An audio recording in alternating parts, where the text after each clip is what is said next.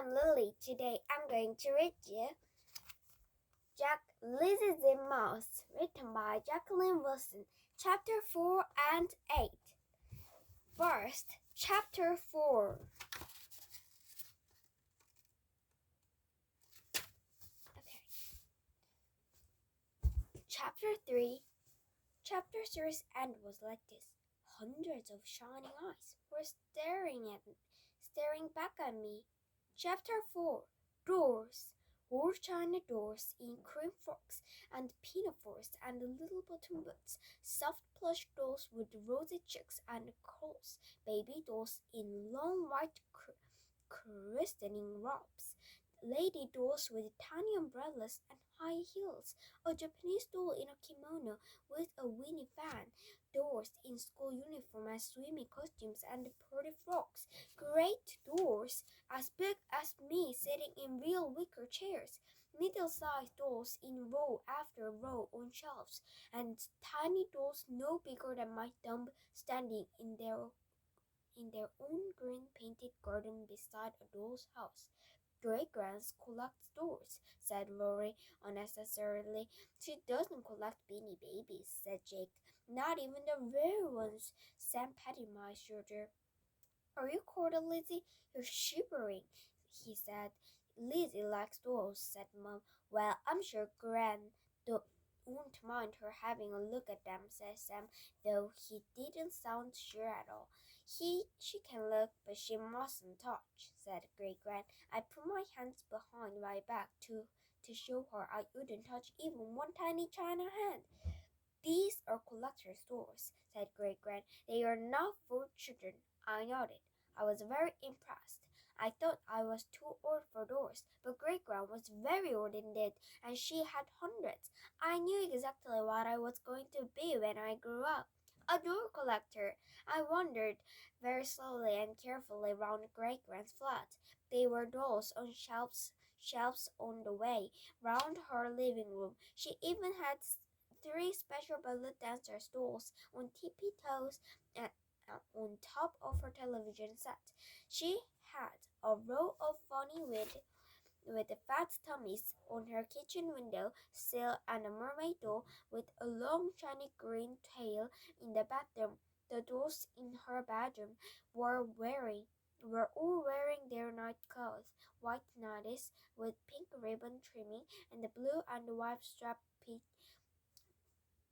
pajamas and soft red dressing gowns with the cords and t-shirts and little slippers with tiny pom-poms. Well, what do you think of them? Said Great-Gran, walking along briskly behind me. I didn't say anything, but I must have to the right look on my face because Great-Gran gave me a little nod. I'd better go and put the kettle on, she said. They won't have thought to do it, the garnless lot. I gave the littlest doll a last lingering glance. Her plaits were tied with tiny pink ribbons, and she was holding a little pink rabbit, no bigger than a button. I suppose you can stay in here looking, she said, but only if you promise you won't touch. I did my pantomime of hands behind my back, but this wasn't good enough. Promise me, said Great-Gran. I didn't say anything, but I tried to so hard to make my face look as if I was promising that my eyes watered. Great-Gran's eyes were very bright blue, even though she was such an old lady. They grew even brighter now. I can't hear you, she said. She cupped her little claw hand behind her ear. Speak up. We looked at each other. I knew what she was up to, and she knew that I knew. We looked and looked and looked at each other. So you're not going to promise, said Great-Gran. Come on, then, out of the bed this instant. I looked at her pleadingly. What's the matter, said Great-Gran. Why can't you promise? I shook my head helplessly. Can't you talk, said Great-Gran. I shook my head. Of course you can talk if you really want to, said Great-Gran. Open your mouth, she said it so fiercely I opened my mouth automatically. Aha, said Great-Grand. There, you've got a tongue in your head after all, and 2 rows of shiny teeth. So use them, please, madam, now. Can you remember? Yes. I don't know what chapter is here. Great-Grand was sick and was saying, oh, is it chapter 8? No, chapter 7. Great-Grand was very sick and she can't talk. She went gurgle, gurgle, but Lizzie said, open your mouth, Great-Grand. Aha, you have a teeth and you have a tongue. Then use them, please, Great-Grand, now. And use your little madam like this. It's like this. My tongue and my teeth started working all by themselves. I promise. I promise. Great-Grand smiled triumphantly. All the doors in the bedroom seemed to be smiling too. Mom called out to me from the other room. I zipped my mouth shut again. Don't worry, said Great-Grand. I won't tell the others. She put her finger to her lips. I put my finger to my lips. You are a cushion, you are, said Great-Grand. I'm pleased you like my dolls. You can come and visit me again. I have some more doors stored in trunks. I might let you play with these doors if you're a very, very good girl. Chapter 8.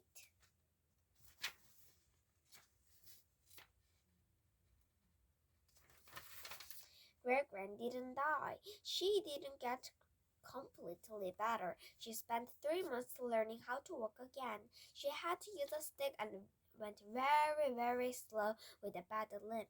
One arm wouldn't work properly anymore, so for a little while she had to have her food cut up. I did it for very, very neatly. I did her hair too and combed her hair with her stockings and did her shoes up for her with tiny balls. Great-Grand didn't need any further help with talking though. For the first few days in hospital, she got her words jumbled up and didn't always make sense.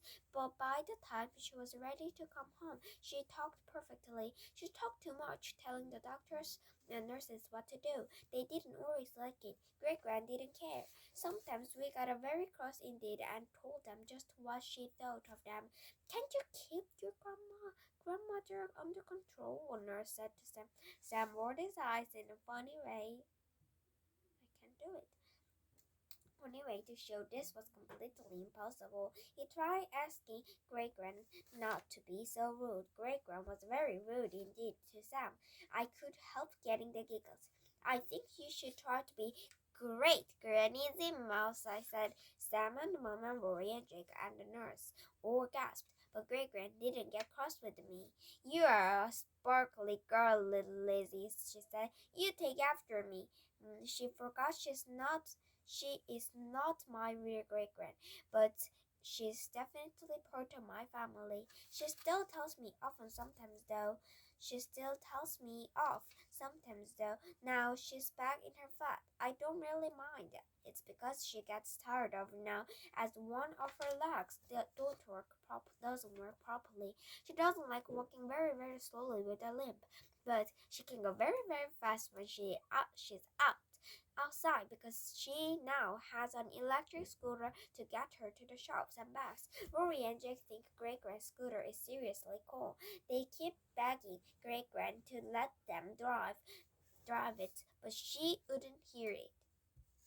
But guess what? When Sam takes me around to Great-Grand's after school, Great-Grand and I sometimes go on secret trips down to the antique center to see if there are any more doors Great-Grand wants to buy. Sometimes I skip along beside Great-Grand. Sometimes I get to sit right on her laps and drive too.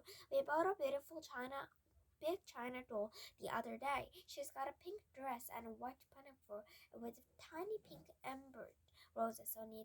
We gave her a tea party with Alice and Sophie and Charlotte and Edward and Clementine when we got her home. Look at this, it's very beautiful china, big china doll, isn't it? But she's not going to live in the trunk with them, said Great-Grand. We will have to get your dad to build a special shelf. My dad? Then I realized she meant Sam. He's good at making shelves, I said. He's made special little shelves for all my mom's cities. Great-Gran snorted. She still isn't or that keep on my mom. Mom is nor that keep on Great-Gran. Come to that. It doesn't matter. I can like both them and Rory and Jake and even Sam sometimes. They all like me too, especially Great-Gran. What are we going to call the new doll, Great-Gran? I've got a great good name for her. Rosebud. No, I've chosen her name already. I'm naming her after someone very special, said Great-Gran. Who? You sound like an owl. Don't shout, dear. The air force you creep around and we can't get a squeak out of you. And now you start shouting at the top of your voice. Calm down. I'm going to call the door. Elizabeth, I said. Hey, that's my name, even though everyone calls me Lizzie. Well, I never, said Great-Gran, and her blue eyes gleamed. I gave her a great big grin, my mouth totally unzipped. The end. Bye. Next time I want to read you The Beast and the Bethany. Bye.